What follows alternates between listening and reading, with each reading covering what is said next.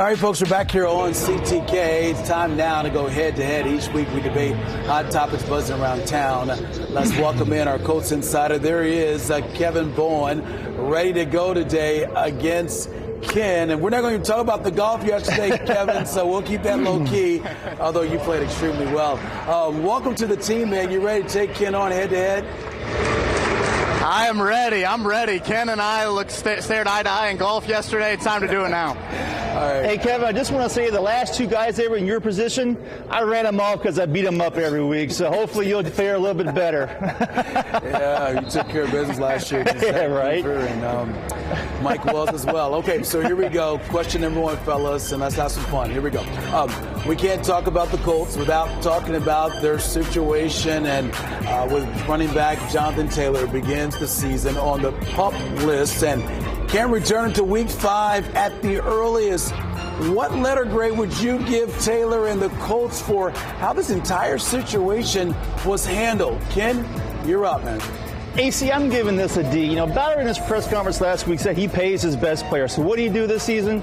He goes out and signs a kicker to a big deal. He re-signs his long snapper last week. So I assume he's going to kick field goals all season long without paying one of your best players at the running back position in Taylor. But Taylor comes in, plays 11 games last year, 800 yards, off-season surgery, wants a new contract with not even being healthy. He's on the PUP for the first 4 weeks. So both sides are just non-committal to, getting this deal done. But, why would the Colts pay an injured running back when they say he's injured? All right, what do you think, Ken? Your take. Excuse me, Kevin, your take. Man, I wish I had Ken as a teacher back in the day. I got to give this an F. This is one of your best players. He's on the side of Lucas Oil Stadium. You're trying to support your young quarterback. And let me be clear, both parties deserve an F for this. It's been handled, I think, in a very immature manner, very public manner as well. At the end of the day, the job for the Colts, draft good players, retain good players, make Anthony Richardson feel comfortable and happy. And you're not doing that right now. Again, both parties are at fault for this right now, but in no way, shape, or form can I be giving this a passing letter grade. Wow, so he says an F, you say a D. Okay, question number 2. As the season begins, who do the Colts need to have a bounce-back season more? Quentin Nelson or Shaq Leonard? Kevin, you're up. Yeah, to me, it's got to be Shaq. The defense has got to do the heavy lifting this year. They've got to carry it. Brought it up in the previous segment. No Stephon Gilmore here in Indy anymore. He was your closer last year. He was the big reason why you even won 4 games last year. When Shaquille Leonard has been him, he has been able to create those timely, critical turnovers, and I just don't see this defense having enough playmaking there. And it's also a huge season for Leonard. He makes a lot of money. The reason he makes a lot of money is because he creates those turnovers. Not a lot of linebackers do that. For this season to have any sort of winning nature to it, Shaq Leonard's got to be an all-pro. All right, so you say Shaq Leonard. That's who you're going with. All right, what about you, Ken? I got to go with Quentin Nelson. Quentin Nelson and his offensive line group were overpaid, underperformed last year. They gave up 60 sacks, second worst in franchise history. What is a new quarterback's best friend? It's the offensive line. One, because they got to protect him. He's going to need extra seconds to get the ball out of his hands. And 2, best thing that they can do is get the running game going and take pressure off of Richardson. This offensive line has to perform well because they've got to protect Richardson.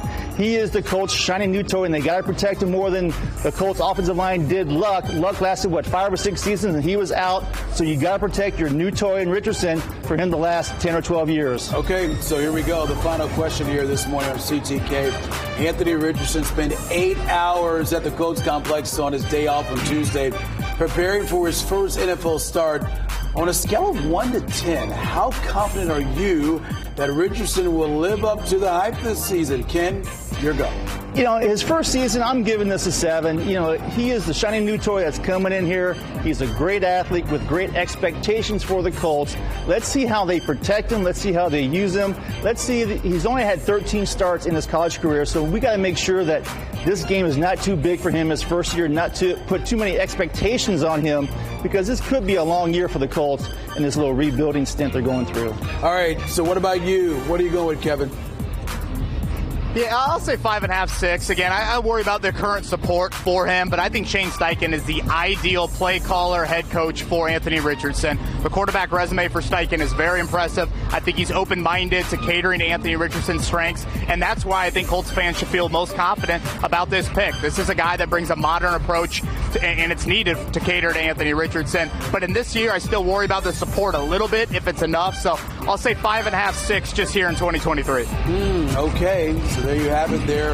A good debate here, guys. Good debate indeed. All right, let's welcome in our producer here, our executive producer of CTK, Ross Bolin. I know he's feeling good this morning. His Boilermakers won last night. So will he be? So he should be a little easier today when it comes to make a decision. All right. So what do you think, man? Who's the winner today? I'm going to be a little happier with you guys this morning. First of all, though, let's get the story straight. Kevin, I know you're new with us this year.